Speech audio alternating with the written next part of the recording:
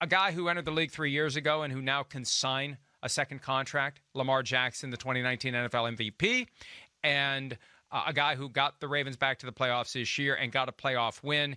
Here is John Harbaugh, the coach of the Ravens, his end-of-season press conference, talking about Lamar Jackson and what to expect with the team's offense going forward. I'm very confident that Eric and those guys will do a great job of looking at that. Of course, absolutely, we want Lamar to sign a long-term deal and be with us, and I'm totally certain that that's going to happen. We'll build the passing game around our players and our talent, and around our quarterback, and around our running backs, and around our offensive line, to suit our players to play winning football and to score points. I mean, I think we were the 7th or 8th highest scoring offense in the league last year, so we can talk about the other 24, 23 of those teams and talk about what they're not doing to fit somebody's eye. But it goes back to, and the reason I'm strong on this is because it goes back to the same criticism that we've heard for the last 3 years about not being the type of an offense or the type of a quarterback that some people want to see. And that's just, they're just going to have to live with it, because Lamar Jackson's won a lot of football games here. And our offense has won us a lot of football games here. And we're not apologizing that for 1 second. We are going to improve it, no question about it. We're going to go to work to be more precise, more efficient, better at what we do. That's what we have to do, be better at it. They do have to improve their passing, though, if they want to attract free agents to join that team. And they need a veteran presence in the receiver room. I don't assume that Des Bryant will be back again. They need someone out there who says, I choose the Ravens and I play receiver and I believe that the passing game is going to flourish. They really need to have that happen. And as to the contract of Lamar Jackson, he doesn't have an agent. And it's going to be interesting to see what that contract looks like, what they negotiate directly with him. I think his mother handles his business affairs. Will they do what we've seen other teams do when they negotiate with a guy who doesn't have an agent and take advantage of him? Russell Okung's contract with the Broncos was an abomination. The Richard Sherman contract with the 49ers, I know he would strongly disagree with me, also an abomination, not nearly reflective of his value, not nearly what he could have or should have gotten.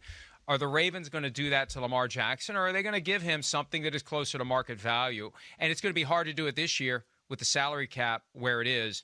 So I know they'd like to do it, and I presume he'd like to get his reward, Charean, but I think it's going to be a delicate thing for the Ravens because they're going to be in a position where maybe they can take advantage of the situation. It'll be interesting to see if they do. Mike, I have a question for you. Okay, he's played 3 years, right? And I agree. He's done a lot in the regular season. He was MVP last year. He's done a lot in the regular season. He's won a lot of games. The Ravens have won a lot. He's 1-3 in the postseason. Would you give him a contract after this third year based on what you've seen, especially in the postseason? No, and here's why. Look at Carson Wentz and Jared Goff. We've been obsessed on that over the past 2 months. Yeah. Once you lock in, you better be damn sure that the guy that you're paying is going to be the guy that he's been. And for me, I continue to have some concerns about the injury issue, although he continues to defy any and all expectations. I remember when he became the starter, there were folks who said, hey, it'll be fun while it lasts, but it ain't going to last very long. Well, it's lasted, and it works. I don't know what I would do. I don't know if I would do a short-term extension. I don't know if I'd pay him close to market value. Right now, that's $45 million. I'm not doing that.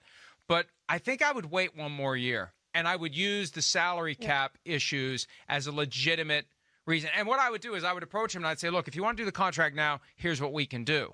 We can do more next year, assuming that both sides want to do something next year. But for this year, this is all we can do because of the cap. I'm sorry, but that's just the way it is. And then I would build in some flexibility so I could cut the cord if I wanted to, unlike the Rams, who would love to cut the cord right now on Jared Goff and can't, Charean.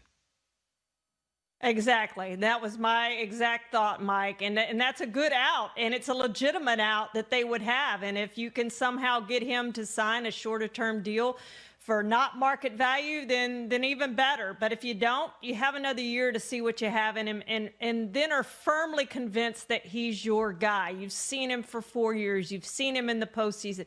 I just want to see more from Lamar Jackson in the postseason to know that he is the guy to lead me to the Super Bowl, because I haven't seen that yet. Yeah, I agree with you completely. Even though he is a great quarterback, he won an MVP.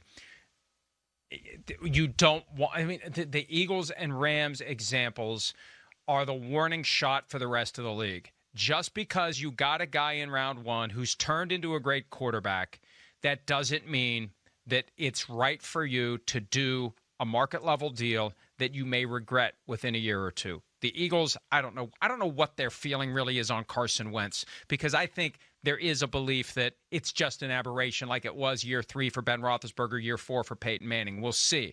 But it's definitely a source of regret for the LA Rams and the Ravens, who have managed their team impeccably relative to other teams over the years. Yeah, you're going to have a periodic mistake like an Earl Thomas, but I think they'll end up doing the smart thing and the right thing for them. Hi, I'm Mike Tirico, and thanks for watching. Make sure to hit subscribe for the latest news and highlights from NBC Sports.